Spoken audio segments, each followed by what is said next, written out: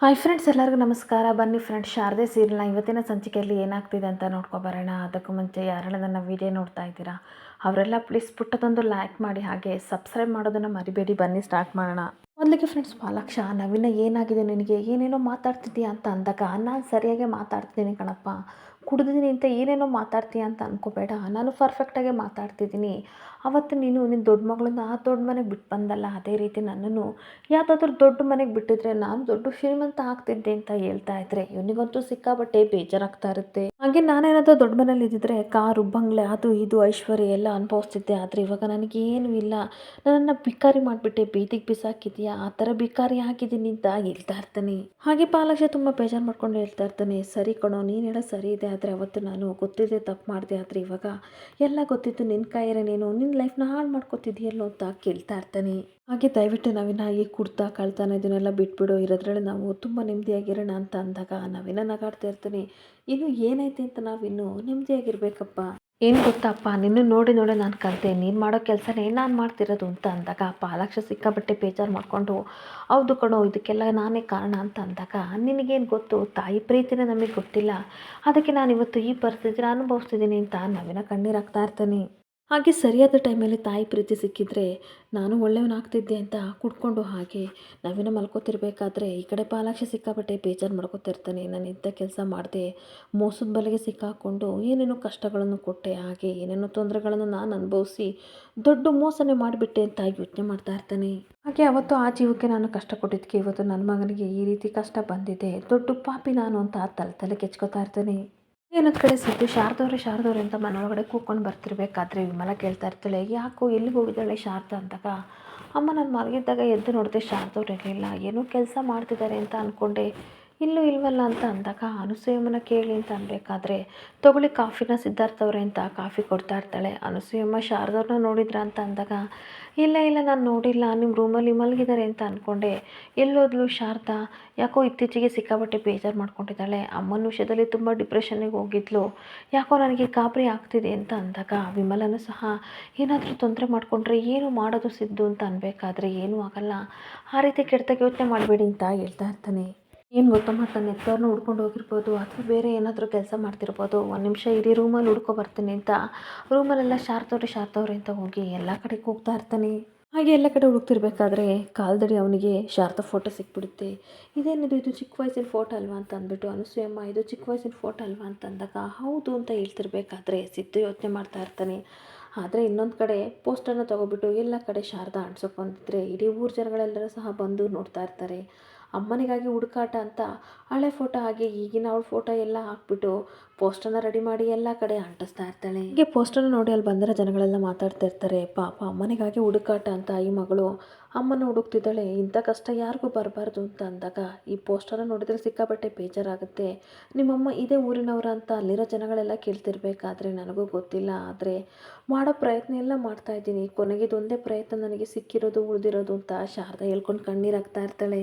ಹಾಗೆ ನಿಜವಾದ ಅಮ್ಮ ಯಾರು ಅಂತ ನನಗೆ ನಿಜವಾಗ್ಲೂ ಗೊತ್ತಿಲ್ಲ, ಹುಡ್ದಾಗಲೇ ನನ್ನನ್ನು ಬಿಸಾಕಿ ಹೋಗ್ಬಿಟ್ಟಿದ್ರು, ಆದರೆ ನನ್ನ ಎತ್ತಮ್ಮನ ನೋಡ್ಬೇಕನ್ನೋ ಆಸೆ, ಅವಳು ಮಡಿಲನ್ನ ಸೇರ್ಬೇಕನ್ನೋ ಆಸೆ ಇದೆ ಅಂತ ಶಾರದಾ ಕಣ್ಣೀರು ಹಾಕ್ಕೊಂಡು ಹೇಳ್ತಾ ಇದ್ರೆ ಅಲ್ಲಿರೋ ಜನಗಳೆಲ್ಲ ಸಿಕ್ಕಾಬಟ್ಟೆ ಬೇಜಾರಾಗಿ ಶಾರದಾ ಮುಖ ನಾನು ನೋಡ್ತಾ ಇರ್ತಾರೆ. ಹಾಗೆ ಕರಳ ಕೂಗು ನಮ್ಮ ಅಮ್ಮನಿಗೆ ಕೇಳಿಸ್ಬೋದು, ನಾ ಬಯಕೆ ಅಷ್ಟೇ, ಅದಕ್ಕೆ ಇದೊಂದು ನನ್ನ ಸಣ್ಣ ಪ್ರಯತ್ನ ಅಂತ ಹೇಳಿ ಕಣ್ಣೀರು ಹಾಕೊಂಡು ಹೊರಟೋಗ್ತಾ ಇರ್ತಾಳೆ. ಹಾಗೆ ಇನ್ನೊಂದು ಕಡೆ ದಶರಥ ಮತ್ತು ಸುಮಿತ್ರಾ ಇಬ್ಬರು ಸಹ ಎಲ್ಲೋ ಹೊರಗಡೆ ಕಾರಲ್ಲಿ ಹೋಗ್ತಿರ್ಬೇಕಾದ್ರೆ ದಶರಥ ಕೇಳ್ತಾ ಇರ್ತಾನೆ, ಏನಾಗಿದೆ ಸುಮಿತ್ರಾ, ಯಾವಾಗಲೂ ಈ ರೀತಿ ಬೇಜಾರಾಗಿರ್ತೀಯಲ್ಲ ಅಂತ ಅಂದಾಗ, ಏನು ಮಾತಾಡದೆ ಸೈಲೆಂಟಾಗಿ ಇರಬೇಕಾದ್ರೆ ನನ್ನ ಬಗ್ಗೆ ಯೋಚನೆ ಮಾಡ್ತಿದ್ಯಾ, ನನಗೆ ತುಂಬ ಚೆನ್ನಾಗಿ ಗೊತ್ತು, ಡಾಕ್ಟ್ರೇ ಹೇಳಿದ್ರಲ್ವಾ ನನ್ನ ಹೆಲ್ತ್ ಚೆನ್ನಾಗಿದೆ, ನೀನು ತಲೆ ಕೆಡಿಸ್ಕೋಬೇಡ ಅಂತ ಅಂದಾಗ, ಅದ್ರ ಬಗ್ಗೆ ಅಲ್ಲ ರೀ, ಆ ಶಾರದಾ ಬಗ್ಗೆ ಯೋಚನೆ ಮಾಡ್ತಾ ಇದ್ದೀನಿ, ಅವಳು ಇರೋದ್ರಿಂದ ನಮಗೆ ನೆಮ್ಮದಿನೇ ಇಲ್ಲ ಕಣ್ರಿ ಅಂತ ಅಂದಾಗ, ಆ ವಿಷಯದ ಬಗ್ಗೆ ಯೋಚನೆ ಮಾಡ್ತಿದ್ದೆ, ಅದನ್ನೆಲ್ಲ ಬಿಟ್ಟಾಕು, ಯಾವಾಗಲೂ ಮೂರೊತ್ತು ಅವಳದೇ ಧ್ಯಾನ ಮಾಡ್ತಾ ಇದೆಯಲ್ಲ, ಅದಕ್ಕೆ ನಿನಗಾಗ ಅನಿಸುತ್ತೆ ಅಂತ ಅಂದಾಗ, ಏನಂದ್ರೆ ನಿಮ್ಮ ಮಾತಿನ ಅರ್ಥ ಅಂತ ಅಂದಾಗ, ಇನ್ನೇನು ಮತ್ತೆ ಶಾರದಾ ಇಷ್ಟ ಇಲ್ಲ ಅಂತ ಅವಳ ಬಗ್ಗೆ ಯಾವಾಗಲೂ ಜಪ ಮಾಡ್ತೀಯಾ ಅಂತ ದಶರಥ ಹೇಳ್ತಾ ಇರ್ತಾನೆ.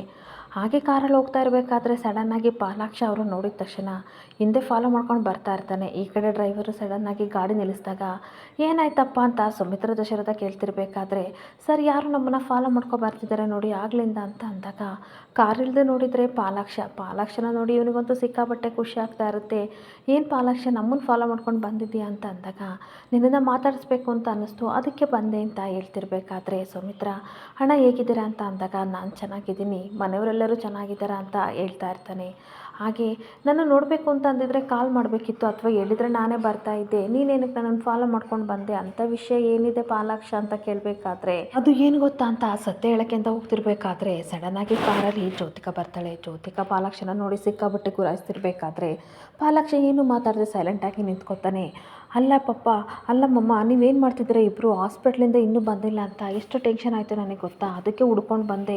ನೀವು ನೋಡಿದರೆ ರೋಡಲ್ಲಿ ನಿಂತ್ಕೊಂಡು ಮಾತಾಡ್ತಿದ್ದೀರಾ ಅಂತ ಅಂದಾಗ, ಅಯ್ಯೋ ನಾವಿಬ್ಬರು ಸೇಫಾಗಿದ್ದೀವಿ ಮಗಳೇ, ಬರ್ತಾ ಇರಬೇಕಾದ್ರೆ ಪಾಲಾಕ್ಷ ಸಿಕ್ತಾ, ಹಾಗೆ ಮಾತಾಡ್ತಾ ಇದ್ದೆ, ಹಾಗೆ ಏನೋ ಮಾತಾಡಬೇಕು ಅಂತ ಅಂದ, ಅದಕ್ಕೆ ನಾವು ಬಂದು ಮಾತಾಡ್ತಿದ್ವಿ ಅಂತ ಅಂದಾಗ ಜ್ಯೋತಿಕಾ ಸಿಕ್ಕಾಬಟ್ಟೆ ಕೋಪ ಮಾಡಿಕೊಂಡು, ಅಂಥದ್ದು ನೀನು ವಿಷಯ ಮಾತಾಡ್ತಾ ಇದ್ರಿ ನನಗೂ ಹೇಳ್ಬೋದಲ್ವಾ ಅಂತ ಅಂದಾಗ ಪಾಲಾಕ್ಷ ಸಿಕ್ಕಾಬಟ್ಟೆ ಕೋಪ ಮಾಡಿಕೊಂಡು ಗುರಾಯಿಸ್ತಾ ಇರ್ತಾನೆ.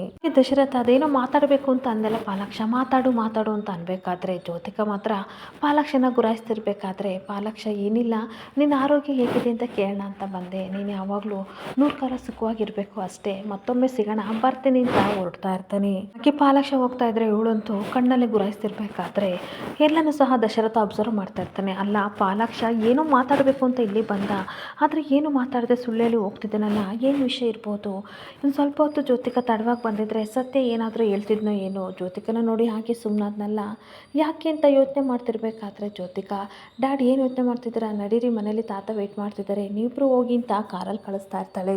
ಈ ದಶರಥ ಮತ್ತು ಸುಮಿತ್ರನ ಕಳಿಸಿ ಈ ಕಡೆ ಜ್ಯೋತಿಕಾ ಸಿಕ್ಕಾಬಟ್ಟೆ ಟೆನ್ಷನ್ ಮಾಡ್ಕೊತಾ ಇರ್ತಾಳೆ. ಅಪ್ಪ ಬೆಟ್ಟದಾಗ ಬಂದಿರೋ ಪ್ರಾಬ್ಲಮ್ ಹೇಗೆ ಸಾಲ್ವ್ ಆಯಿತು, ಈ ಅಪ್ಪನಿಗೆ ಏನಾಗಿದೆ, ಯಾವಾಗಲೂ ಸತ್ಯ ಹೇಳ್ತೀನಿ ಅಂತ ನನ್ನ ಕುತ್ತಿಗೆ ಮೇಲೆ ಕೂತ್ಕೊಂಡಿದ್ದಾರಲ್ಲ, ನನಗೆಷ್ಟು ಟೆನ್ಷನ್ ಆಗಿದೆ, ಈ ಅಪ್ಪನಿಗೆ ಯಾವಾಗ ಜ್ಞಾನೋದಯ ಆಯಿತು, ಮಗಳಿಗೆ ಕಷ್ಟ ಆಗುತ್ತೆ, ಮಗಳಿಗೆ ತೊಂದರೆ ಆಗುತ್ತೆ ಅನ್ನೋ ಸ್ವಲ್ಪನಾದರೂ ಕಾಮನ್ ಸೆನ್ಸ್ ಇಲ್ಲ ಅಂತ ಪಾಲಾಕ್ಷನ ಬೈಕೋತಾ ಇರ್ತಾಳೆ.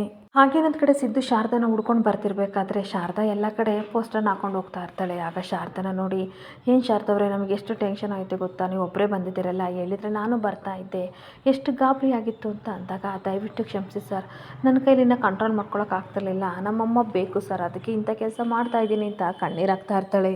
ಹಾಗೆ ನಮ್ಮಮ್ಮನೂ ಸಹ ನನ್ನನ್ನು ಕಳ್ಕೊಂಡು ದುಃಖ ಪಡ್ತಾ ಇರ್ಬೋದು ಅಲ್ವಾ ಸರ್, ಕಳ್ಕೊಂಡಿರೋ ದುಃಖ ನನ್ನನ್ನು ಕಾಡ್ತಾ ಇದೆ ಅಂತ ಕಣ್ಣೀರು ಹಾಕ್ತಿದ್ರೆ ಸಿದ್ದು ಏನು ಮಾತಾಡದೆ ಸೈಲೆಂಟಾಗಿ ನಿಂತ್ಕೊಬಿಡ್ತಾನೆ. ಹಾಗೆ ಬನ್ನಿ ಶಾರದವರು ಇಬ್ಬರು ಸೇರಿ ನಾವು ಪೋಸ್ಟರ್ ಅಂಟಿಸೋಣ ಅಂತ ಎಲ್ಲ ಕಡೆ ಅಂಟಿಸ್ತಿರ್ಬೇಕಾದ್ರೆ ಅಕ್ಕಪಕ್ಕ ಜನಗಳೆಲ್ಲ ಬಂದು ನೋಡ್ತಾ ಇರ್ತಾರೆ.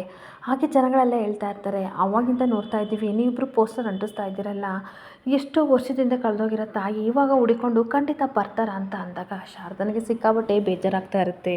ಇನ್ನೊಬ್ಬ ಗಂಡಸು ಸಹ ಹೇಳ್ತಾ ಇರ್ತಾರೆ, ಯಾಕಕ್ಕ ಹಿಂಗೆಲ್ಲ ಮಾತಾಡ್ತಿದೀಯಾ, ಟಿ ವಿಲಿ ನೋಡಲಿಲ್ವಾ, 40 ವರ್ಷ ಆದಮೇಲೆ ಅವರಿಗೆ ಅವ್ರ ಮಗ ಸಿಕ್ಕಿದ್ದಂತೆ, ಅದೇ ರೀತಿ ಈ ಹುಡುಗಿ ಬದುಕಲು ಸಹ ಪವಾಡ ಹಾಕ್ಬೋದು, ಎತ್ತಮ್ಮನಿಗಾಗಿ ಹುಡುಕಾಟ ಅಂತ ಪೋಸ್ಟರ್ ಹಾಕ್ತಿದ್ದಾರೆ, ಪಾಪ ಎತ್ತಮ್ಮನ ಕರುಳು ಇವ್ರನ್ನ ಕಾಡಿಸ್ತಿದೆ, ಆದಷ್ಟು ಬೇಗ ಇವರಮ್ಮ ಸಿಗಲಿ ಅಂತ ಕೇಳ್ಕೊತಾ ಇರ್ತಾರೆ. ಹಾಗೆ ಇನ್ನೊಬ್ಬರು ಹೇಳ್ತಾ ಇರ್ತಾರೆ, ಅಯ್ಯೋ ನಿಮಗೆ ಇದೆಲ್ಲ ಗೊತ್ತಾಗಲ್ಲ ಬಿಡಿ, ಮಾಡ್ದವ್ರು ಪಾಪ ಆಡ್ದವ್ರ ಬಾಯಲಿಂದ ನನಗೆ ಏನೇನಾಗಿತ್ತೋ ಅದಕ್ಕೋಸ್ಕರ ಎತ್ತು ಮಗುನ ಕಸದ ಬುಟ್ಟೆಯಲ್ಲಿ ಬಿಸಾಕಿ ಹೋಗಿದ್ದಾರೆ, ನಮಗೇನು ಗೊತ್ತು ಅಂತ ಅಂದಾಗ ಸಿದ್ದು ಶಾರದನಿಗೆ ಸಿಕ್ಕಾಬಟ್ಟೆ ಬೇಜಾರಾಗ್ತಾ ಇರುತ್ತೆ. ಹಾಗೆ ಇಂಥವಕ್ಕೆಲ್ಲ ತಲೆ ಕೆಡಿಸ್ಕೋಬಾರ್ದು, ನಮ್ಮ ಕೆಲಸ ನಾವು ಮಾಡ್ಕೋಬೇಕು, ಬನ್ನಿ ಹೋಗೋಣ ಅಂತ ಜನಗಳು ಹೋಗ್ತಿರ್ಬೇಕಾದ್ರೆ ಶಾರದಾ ಸಿಕ್ಕಾಬಟ್ಟೆ ಬೇಜಾರು ಮಾಡಿಕೊಂಡು ಮುಂದೆ ಬರ್ತಿರ್ಬೇಕಾದ್ರೆ ಸಡನ್ನಾಗಿ ಬಿದ್ದುಬಿಡ್ತಾಳೆ. ಏನು ಶಾರದವ್ರೆ ನೋಡ್ಕೊಂಡು ಓಡಾಡಿ ಹೋಗಿ, ನೀವು ಇಂಥವ್ರ ಮಾತಿಗೆಲ್ಲ ತಲೆ ಕೆಡಿಸ್ಕೊತೀರಲ್ಲ, ಇಂಥವ್ರು ಇದ್ದೇ ಇರ್ತಾರೆ, ನಾವೇನಾದರೂ ಒಳ್ಳೆ ಕೆಲಸ ಮಾಡ್ತಾ ಇದ್ರೆ ಒಳ್ಳೇದಾಗ್ಲಿ ಅಂತ ಆಶೀರ್ವಾದ ಯಾರು ಮಾಡಲ್ಲ, ಇಂಥ ಕೊಂಕು ಮಾತನ್ನೇ ಜಾಸ್ತಿ ಆಡೋದು, ಇಂಥವ್ರಿಗೆಲ್ಲ ತಲೆ ಕೆಡಿಸ್ಕೋಬೇಡಿ ಅಂತ ಸಿದ್ದು ಹೇಳ್ತಾ ಇರ್ತಾನೆ. ಜನಕ್ಕೇನು ಗೊತ್ತು, ಒಂದು ವಿಷಯ ಬೇಕು ಅದಕ್ಕೆ ಮಾತಾಡ್ತಾರೆ, ಆದರೆ ನಮ್ಮ ಮನಸ್ಸಲ್ಲಿ ಏನು ಅನ್ಸುತ್ತೆ ಅದನ್ನು ಮಾತ್ರ ನಾವು ಮಾಡಬೇಕು.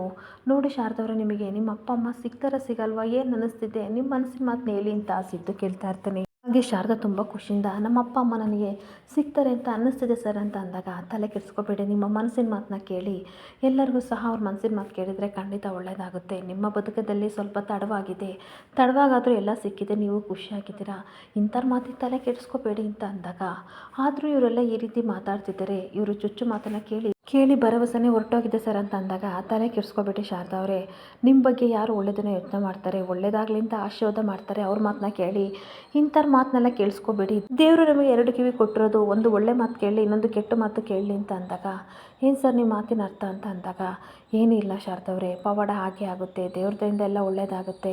ಫಾರ್ ಎಕ್ಸಾಂಪಲ್ ನಾವು ಎಷ್ಟು ಉದಾಹರಣೆ ಕೇಳಿಲ್ಲ, ಎಷ್ಟೋ ವರ್ಷ ಆದಮೇಲೆ ತಾಯಿ ಮಗ ಒಂದಾಗಿದ್ದಾರೆ, ಹಾಗೆ ಒಬ್ಬ ವ್ಯಕ್ತಿ ಸತ್ತೋಗ್ತಾನೆ ಅಂತ ಅಂದ್ಕೊಂಡಿದ್ದವನು ಬದುಕಿದ್ದಾನೆ, ಇಷ್ಟೆಲ್ಲ ಆದಮೇಲೆ ನಿಮ್ಮ ಜೀವನದಲ್ಲಿ ಪವಾಡ ಆಗುತ್ತೆ, ಭರವಸೆನ ಕಳ್ಕೊಬೇಡಿ ಅಂತ ಸಿದ್ದು ಧೈರ್ಯ ತುಂಬ್ತಾ ಇರ್ತಾನೆ.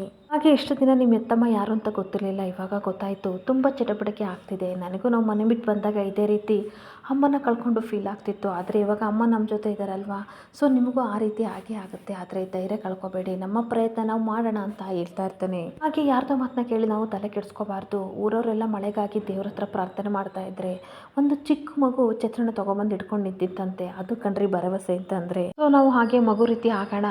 ನಮ್ಮ ಆತ್ಮವಿಶ್ವಾಸನೇ ಭರವಸೆಗಳು ಅಂತ ಅನ್ಬೇಕಾದ್ರೆ ಹೌದು ಸರ್, ನಿಮ್ಮ ಮಾತನ್ನ ಕೇಳಿ ನನಗೆ ಸಿಕ್ಕಾಪಟ್ಟೆ ಖುಷಿ ಆಗ್ತಿದೆ, ಆತ್ಮವಿಶ್ವಾಸನೂ ಹೆಚ್ಚಾಗ್ತಿದೆ ಅಂತ ಹೇಳ್ತಾ ಇರ್ತಾಳೆ. ಹಾಗೆ ಜನಗಳು ಸಾವಿರಾರು ಪ್ರಶ್ನೆನ ಮಾಡ್ತಾರೆ, ಸಾವಿರಾರು ಮಾತಾಡ್ತಾರೆ. ಅದಕ್ಕೆಲ್ಲ ತಲೆ ಕೆಡಿಸ್ಕೋಬೇಡಿ, ನಮ್ಮ ಕೆಲಸ ನಾವು ಮಾಡೋಣ, ಬನ್ನಿ ಕಣ್ಣೀರು ಒರೆಸ್ಕೊಂಡು ಅಂತ ಕರ್ಕೊಂಡೋಗಿ ಎಲ್ಲ ಕಡೆ ಮತ್ತೆ ಬ್ಯಾನರ್ನ ಹಾಕ್ತಾ ಇರ್ತಾರೆ. ಹಾಗೆ ಎಲ್ಲ ಕಡೆ ಪೋಸ್ಟರ್ನ ಹಂಚಿ ಸಿದ್ದು ಶಾರದಾ ಮನೆಗೆ ಬರ್ತಾರೆ. ಆರತಿ ನೀರು ಕೊಡೋಕೆ ಹೋಗ್ತಿರ್ಬೇಕಾದ್ರೆ ನಮಗೆ ಬೇಡ ಅಂತ ಹೇಳ್ತಾ ಇರ್ತಾರೆ. ಹಾಗೆ ಏನಾದರೂ ಕಾಲ್ ಬಂದಾಗ ಯಾರಾದರೂ ಇನ್ಫಾರ್ಮೇಷನ್ ಕೊಟ್ರಾ ಅಂತ ಅಂದಾಗ ಇಲ್ಲ ಆರತಿ, ಏನು ಯೂಸ್ ಆಗಲಿಲ್ಲ, ನಮ್ಮ ಪ್ರಯತ್ನ ಮಾಡ್ತಾ ಇದ್ದೀವಿ ಅಷ್ಟೇ, ಆದರೆ ಏನು ಪ್ರಯತ್ನ ಆಗ್ತಿಲ್ಲ ಅಂತ ಶಾರದಾ ಬೇಜಾರಿಂದ ಹೇಳ್ತಾ ಇರ್ತಾಳೆ.